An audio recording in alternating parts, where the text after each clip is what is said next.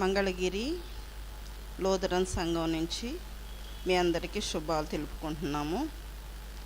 మనము ఈ దినము వాక్యభాగంగా దేవుడు మనకు ఇచ్చిన అవకాశాన్ని బట్టి మహాదేవదేవునికి కృతజ్ఞతాస్తుతులు. అవకాశం ఇచ్చిన ఫాష గారికి, సంఘ పెద్దలకు, సంఘస్థులకు అందరికీ కూడా దేవుని నామాన అందరికీ కూడా శుభాలు తెలుపుకుంటున్నాను. ఈ దినమున మనము ధ్యానం చేసుకునే అంశ భాగం వచ్చేసరికి దేవుని ప్రేమ. దేవుని ప్రేమ అంటే దేవుడు మనల్ని ఎలా ప్రేమించాడు అనే అంశ భాగంగా మనము ఈ అంశాన్ని తీసుకున్నాము. మనము అంశ భాగంలోనికి వెళ్ళే ముందు ప్రార్థన చేసుకుందాము. మహోన్నతుడా, మహాపరిశుద్ధుడా, ప్రేమ స్వరూపమైన మా పరలోకపు తండ్రి, కృపగలిగిన దేవా, ఈ యొక్క ప్రేమ అనేది ఎలా ఉన్నదనేది నా తండ్రి మీరు మాట్లాడండి.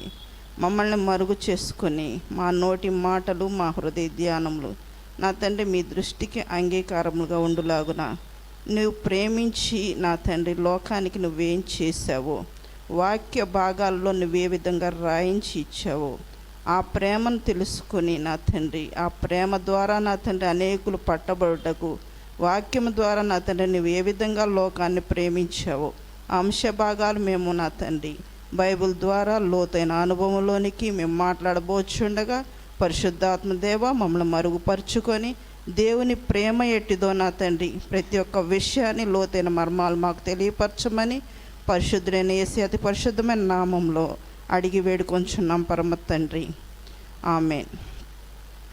ఇదిన వాక్య భాగంగా మనం ధ్యానించుకోబోయే అంశం వచ్చేసరికి దేవుని ప్రేమ.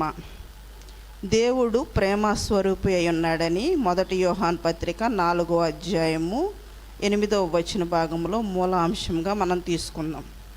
దేవుడు ప్రేమిస్తున్నాడు అని అందరూ చెప్తారు. కానీ దేవుడు ప్రేమిస్తున్నాడంటే మనం కొన్ని కార్యాలను మనం తెలుసుకుందాం. ఏంటి దేవుని ప్రేమ అంటే ఏంటి, దేవుడు ఏం చేశాడు, ఏంటి ఆ అగాపే ప్రేమ అంటే ఏంటి అనేది మనం తెలుసుకోవటానికి వాక్య భాగంలోనికి వెళ్ళే ముందు దేవుడు భూమిని, ఆకాశాన్ని, దానిలో ఉన్న సమస్తాన్ని, పైన ఆకాశాన్ని, భూమిని, సముద్రాన్ని ఇవన్నీ కూడా దేవుడు మొత్తం కూడా ఆయన ఎంతో కూడా అంత సృష్టించి ఇచ్చింది ప్రతి ఒక్క మనుషుల కోసమే. అంటే సృష్టిలో ముందుగా అన్నీ కూడా సిద్ధపరిచి ఎవరి కోసం ఇచ్చాడంటే ప్రతి ఒక్క భూమి మీద సృజించబోయే మనుషుల కోసమే ఆయన ముందు సృష్టినంతటిని కూడా సృష్టించాడు.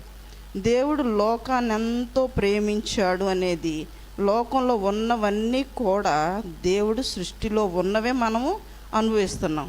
మనంతటా మనం ఏవి కూడా సృష్టించుకోలేదు, మనంతటా మనం ఏవి కూడా మనకై మనం కలుగ చేసుకోలేదు. కానీ సృష్టిలో ఉన్న వాటినే మనం అనుభవిస్తున్నాం.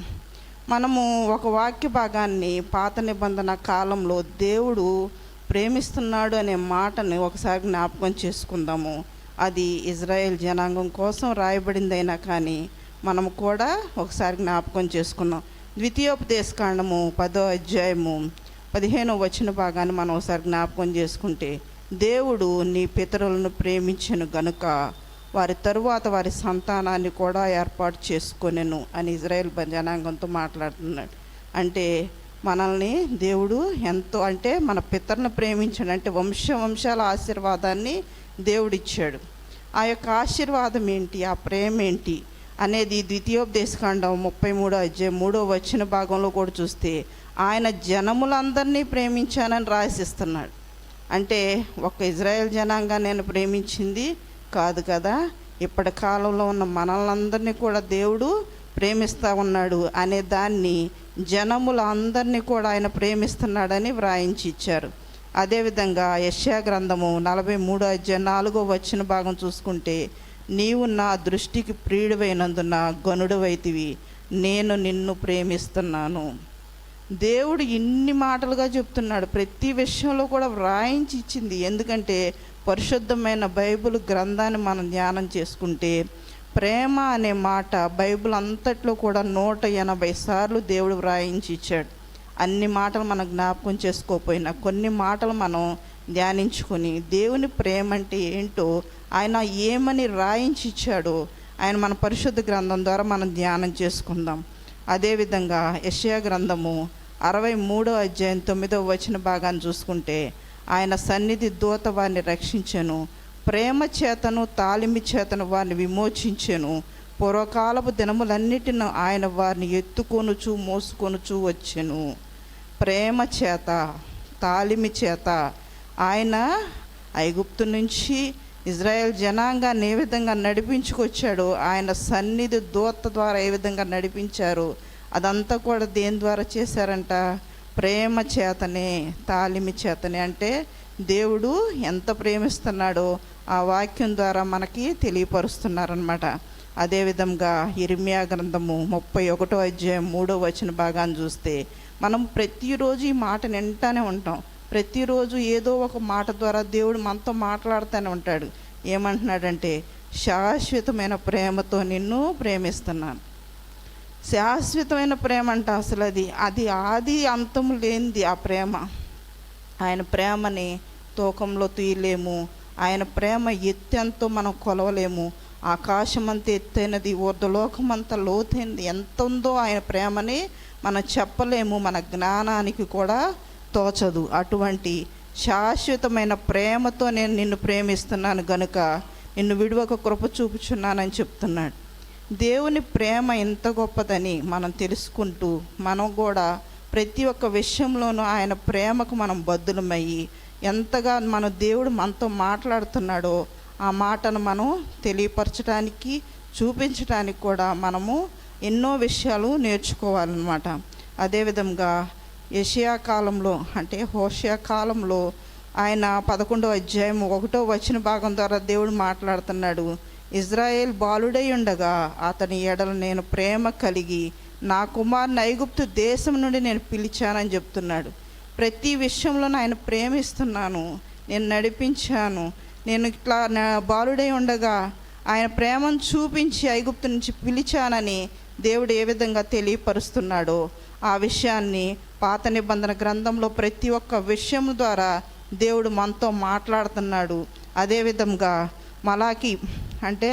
మలాకి గ్రంథంలో వ్రాయబడిన 1వ అధ్యాయం 1వ వచనం ద్వారా నేను మీ ఎడల ప్రేమ చూపుచున్నాను, నేను యాకోబును ప్రేమించి తిని. ఇవన్నీ కూడా అంటే పాత నిబంధన కాలంలో దేవుడు ఏ విధంగా చేశారు, ఏ విధంగా ప్రేమించారనే అంశాలు మనం జ్ఞాపకం చేసుకుందాం. మనమందరము కూడా కొత్త నిబంధన ప్రజలము, మనమందరము కూడా సంఘకాలంలో ఉన్న ప్రజలము. మనమందరము కూడా ఆయన ప్రేమను తెలియపరచడానికి ఆయన రక్తంలో కొనబడిన వారము.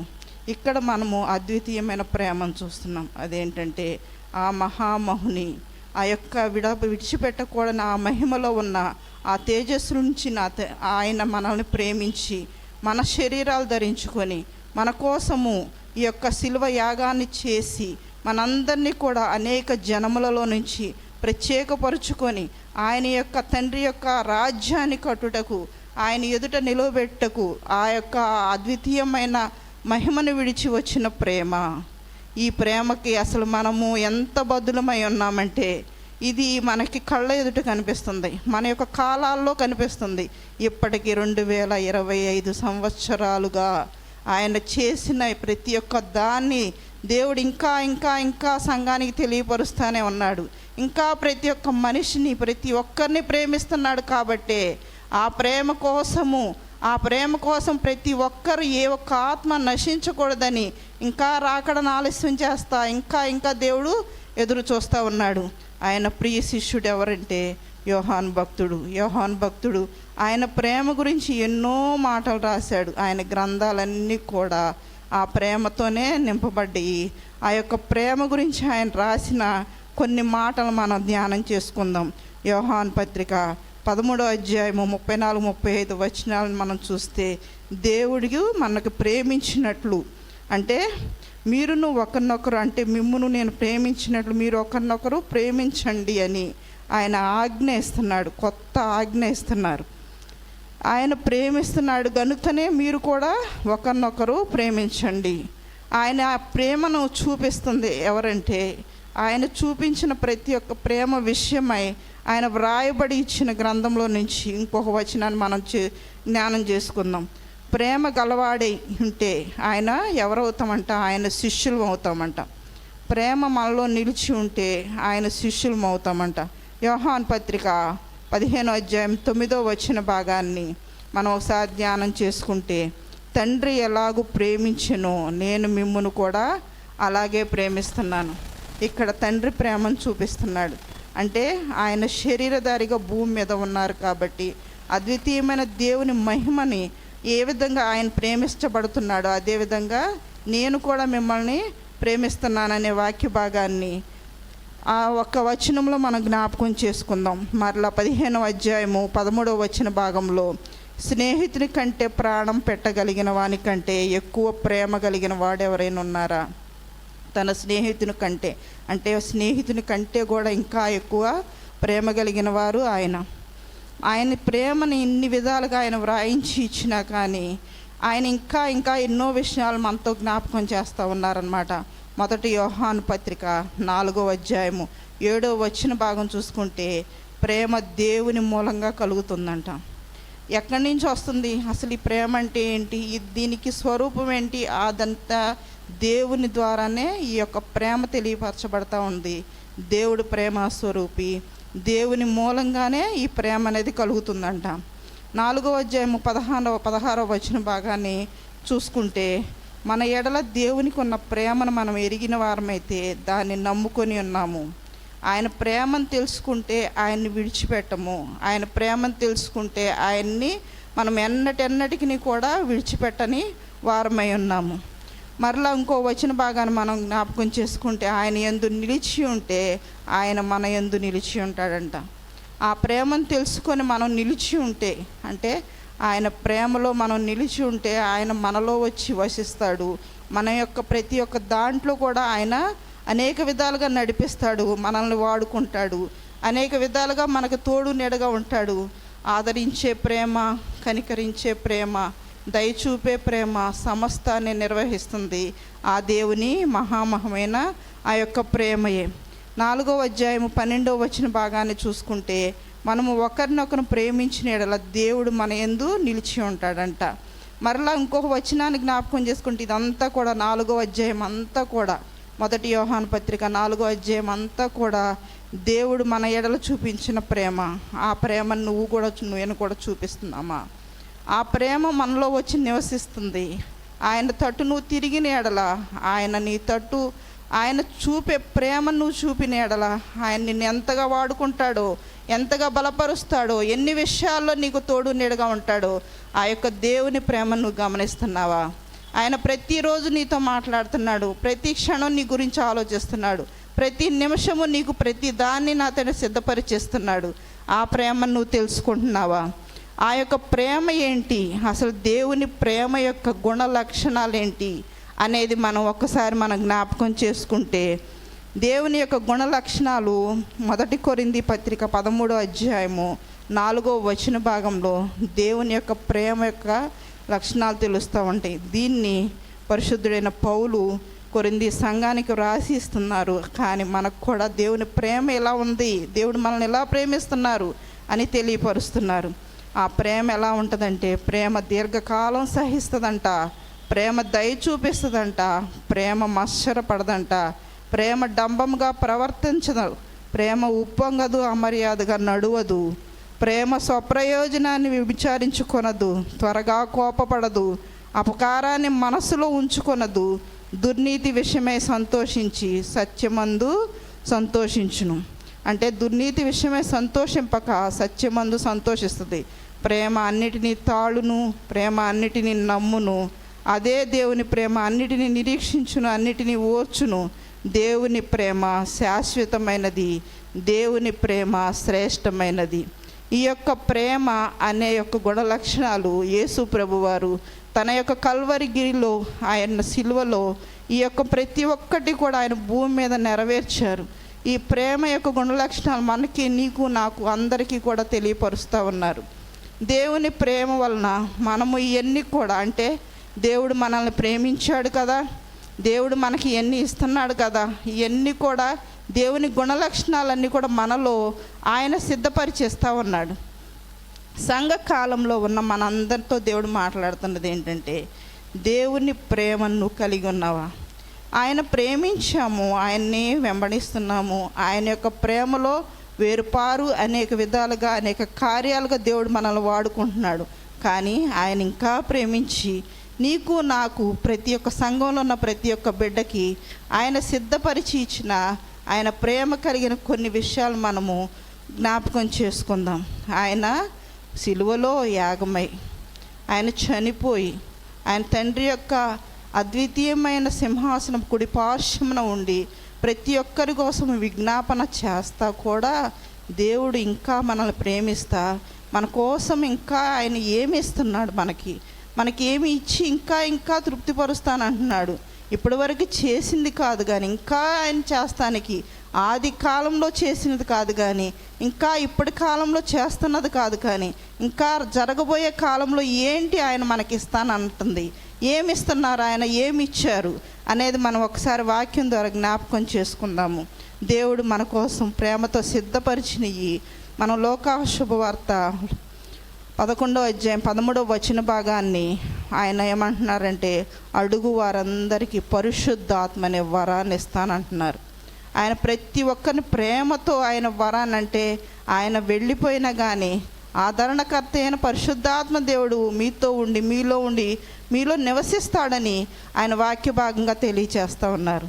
ఆ వాక్య భాగంగా పరిశుద్ధాత్మ దేవుడు మనలోనికి వస్తే ఆయన ఇచ్చే వరాలు ఏంటి అనేది, ఆయన ఇచ్చే గిఫ్ట్లే కదా దేవుడు ప్రేమతో మనకిస్తున్నది.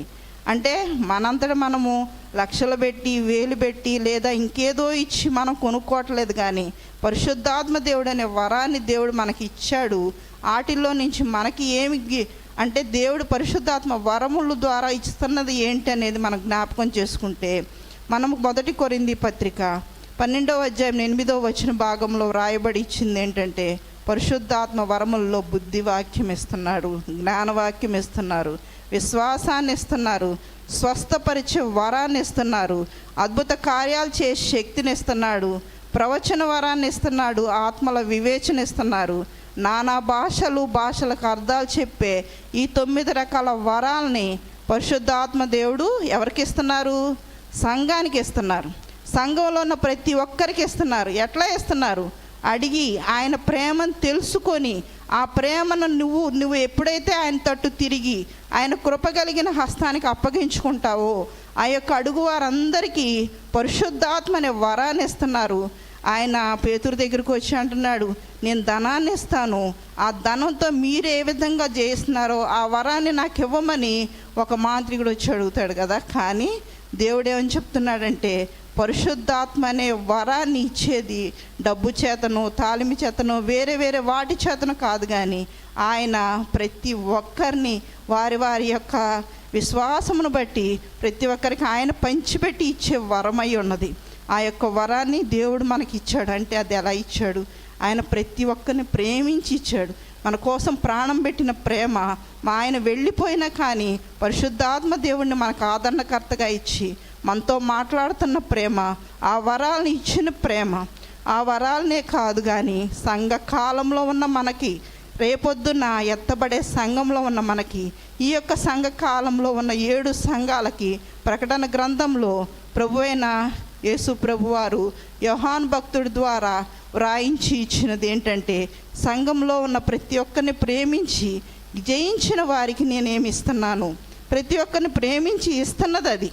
ఎందుకంటే ప్రతి ఒక్కరు భూమి మీద ఉన్న వాళ్ళందరికీ కూడా, కష్టవాళ్ళు ఉన్న వాళ్ళకి, మంచి వాళ్ళకి, చెడ్డవారి మీదను ఆయన యొక్క సూర్యుని, ఆయన యొక్క వర్షాన్ని భూమి మీద ఉన్న ప్రతి ఒక్కరి మీదను కురిపిస్తూ ఉన్నాడు. అంటే చెడ్డవారి మీద వస్తుంది, మంచివారి మీద వస్తుంది.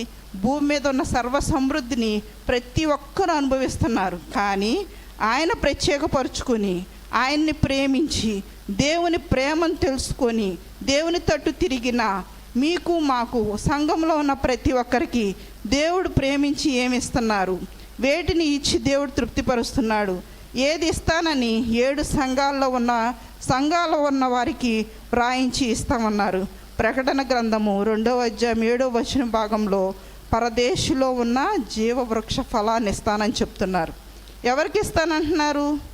నీకు నాకే కాదు, ప్రతి ఒక్కరిని, ఆయన్ని ప్రేమించి ఆయన తట్టు తిరిగిన వారికి ప్రతి ఒక్కరికి ఇస్తానని పిలుస్తున్నారు. ఆయన చేతులు చాచి ప్రతి ఒక్కరిని ఆయన ప్రేమను తెలుసుకోమని, తండ్రి ఏ విధంగా ప్రేమించాడో ఆ విధమైన ప్రేమను తెలుసుకొని తండ్రి తట్టు తిరగమని ప్రతి ఒక్కరిని చేతులు చాచి పిలుస్తున్నాడు.